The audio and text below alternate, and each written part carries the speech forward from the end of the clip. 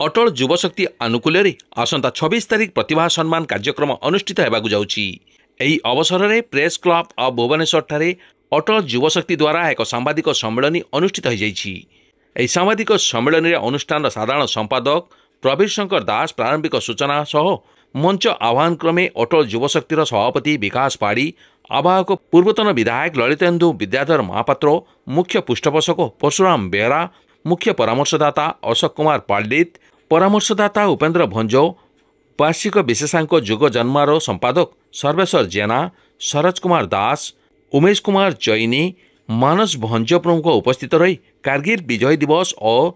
भारत रत्न अटल बिहारी वाजपेयी 100तम जन्म जयंती अवसर में ओडिशार प्रत्येक क्षेत्र में प्रतिभा को प्रतिभा सम्मान निमंते प्रतिभा सम्मान 2025 आयोजन सह सांस्कृतिक कार्यक्रम और कवि सम्मेलन आयोजित निमंते स्थिरकृत होता कथा कही।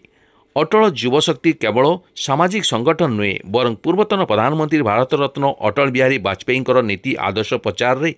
एक प्रकार पदातिक बाहिनी जहाँ 10 वर्ष धरी ओडिशार विभिन्न स्थान में युवामुखी प्रतिभा मानू चिन्हट तथा सेमानंकर विकास क्षेत्र में कार्य करि आसुछि।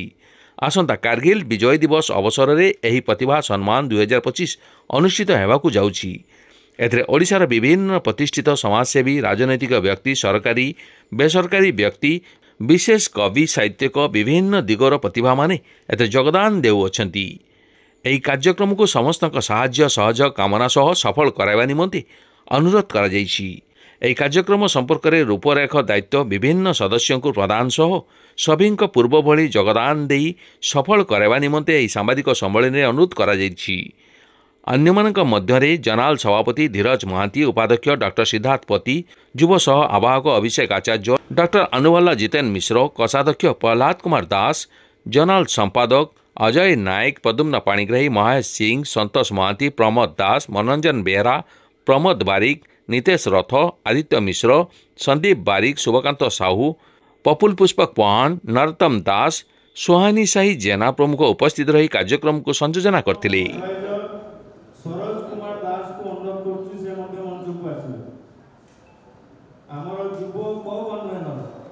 श्री जितेन मिश्र को अनुरोध करुच्ची से मंच को आस जितेन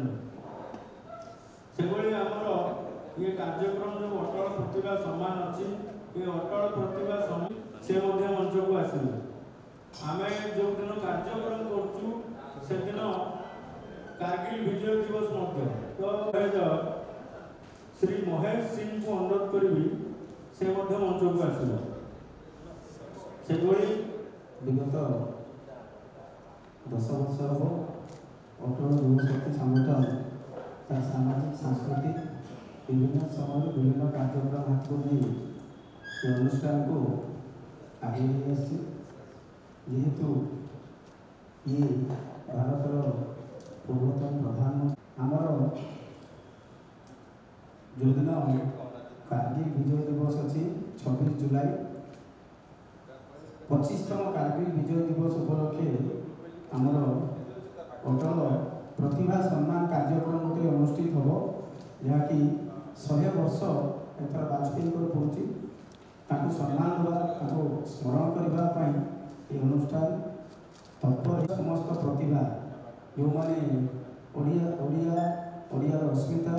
ओडिशार लोकंर सम्मान को वृद्धि करने काम कर आगे आसती आगू नवा एवं सम्मान देवा एवं विभिन्न प्रकार कार्यक्रम अनुष्ठित हम विषय आम अन्य कार्यकर्ता मैंने तार ऊपर तैयारी करेंगे समर्थन पाखे अटल युवशक्ति पाखे जुग जन्म व्यक्ति समानार्थ जो कार्यक्रम कर आह्वान कर बहुत वर्ष धरी अटल युवशक्ति युव प्रतिभा को प्रोत्साहन कार्यक्रम हाथ को नहीं जहाँ ना अनुष्ठान गठित होती आज भी ये जुगर एरार पे चिंताधारा प्रभावित होती निश्चित भाव में धन्यवाद आसनिक अटल युवशक्ति बालेश्वर जिले केवल सीमित थिला एबे युवशक्ति चिंता कला जे सारा ओडिशा रे अटल नाम रे अटल प्रतिभा सम्मान आरंभ करवा तेणु भुवनेश्वर आज जो सांबादिक सम्मेलन आयोजन करा आयोजन में मुख्य उद्देश्य है जो अटल जी होती जड़े महान व्यक्ति जैकि महापुरुष जो जार शत्रु कई ना मुझे टे आगे आलोचना आसला बेले आलोचना करी जे आम अनेक राजनीतिज्ञ नेता जी पार्लियामेंट आरंभ कर राजनीति जीवन में कहीं शत्रु नथिले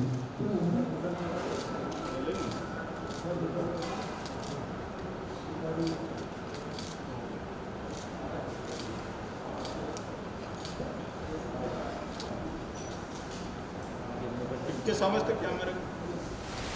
विकास कुमार पाढ़ी सभापति अटल युवशक्ति सारा भारत वर्षर पूर्वतन प्रधानमंत्री आम समस्त मार्गदर्शक आम प्रिय नेता अटल बिहारी वाजपेयी नीति आदर्श अनुप्राणित संगठन जेहेतु तांकर जन्म शतवार्षिकी 100 वर्ष पूर्ति जन्म को से गोटे व्यापक आकार करने जयदेव भवन में जुलाई 26 तारीख दिन एक कार्यक्रम भव्य और दिव्य कार्यक्रम आसुनी जो समस्त बहुत विधायक मंत्री मैंने उपस्थित रहे और ओडिशार जो मैंने ओडिशा को सम्मानित सम्मान आनी दौरान ओडिशा को आगू को नौकरी से भाया